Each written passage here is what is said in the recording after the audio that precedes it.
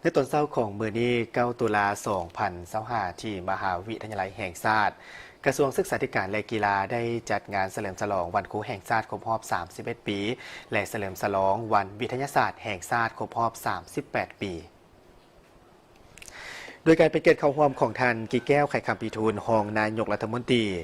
ท่านทองสฤษดิ์มังหน่อเมฆรัฐมนตรีกระทรวงศึกษาธิการและกีฬามีบรรดาครูอาจารย์นักเรียนนักศึกษาเข้าร่วมในพิธีท่านทองสฤษดิ์มังหน่อเมฆได้กล่าวว่านับแต่ปี 1994 เป็นต้นมาเมื่อถึงวันที่ 7 ตุลาในแต่ละปีทั่วประเทศก็ได้มีการจัดตั้งเฉลิมฉลองวันครูแห่งชาติเพื่อเป็นการปลุกระดมจิตใจทั่วสังคมได้แสดงถึงการส่งเสริมเชิดสู่บทบาทเกียรติศักดิ์ศรีของครูอาจารย์ให้สูงขึ้นถือเป็นโอกาสในการโฆษณาเผยแพร่ผลงานการประดิษฐ์แต่งและศิลปะเหื่อแหงสติปัญญาของครูอาจารย์ให้ทุกคนในสังคมได้รับรู้ถึงผลงานของครูพร้อมทั้งแสดงถึงความกตัญญูกตเวทีรู้บุญคุณต่อครูอาจารย์ที่ได้ซิดสอนให้ความรู้แก่ตนนับตั้งแต่อดีตจนถึงปัจจุบันพร้อมทางยกให้เห็นถึงความสำคัญของวันวิทยาศาสตร์ซึ่งในระยะที่ผ่านมาภาครัฐบาลได้เอาใจใส่ในการพัฒนาวิทยาศาสตร์อย่างตั้งหน้าต่อเนื่องมีแนวทางนโยบายมียุทธศาสตร์มีนักวิทยาศาสตร์และนักค้นคว้าเริ่มมีผลิตภัณฑ์ประกอบส่วน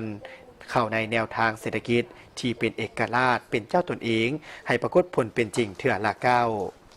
เดียวกันนี้ทานกิแก้วไข่คำปีทุนได้ประดับนามมยศครูประชาชนให้แก่อาจารย์บุญมาโพธิราชและอาจารย์คูณวิไลเขนกิติศักดิ์จากนั้นท่านทองสฤษดิ์มังหน่อเมฆก็ได้มอบตำแหน่งวิชาการขันห้องศาสตราจารย์ให้อาจารย์14ท่านและมอบใบย่องยอค้นคว้าวิทยาศาสตร์ดีเด่นให้แก่อาจารย์จำนวน20ท่านที่มีผลงานดีเด่นในการประกอบส่วนเข้าในการพัฒนาเวียกงานการศึกษาและวิทยาศาสตร์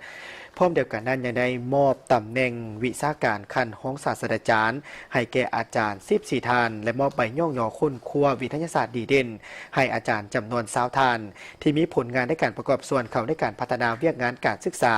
และวิทยาศาสตร์แห่งชาติพร้อมเดียวกันนี้ท่านกิแก้วไข่คำพิทูลท่านรองนายกรัฐมนตรีก็ได้เข้าร่วมพิธีเปิดงานวางแสดงและเยี่ยมชมงานวางแสดงผลงานการค้นคว้าวิทยาศาสตร์เทคโนโลยีและนวัตกรรมซึ่งมีผลงานที่นำมาวางแสดงหลายกว่า30ผลงานจากบรรดาสถาบันการศึกษา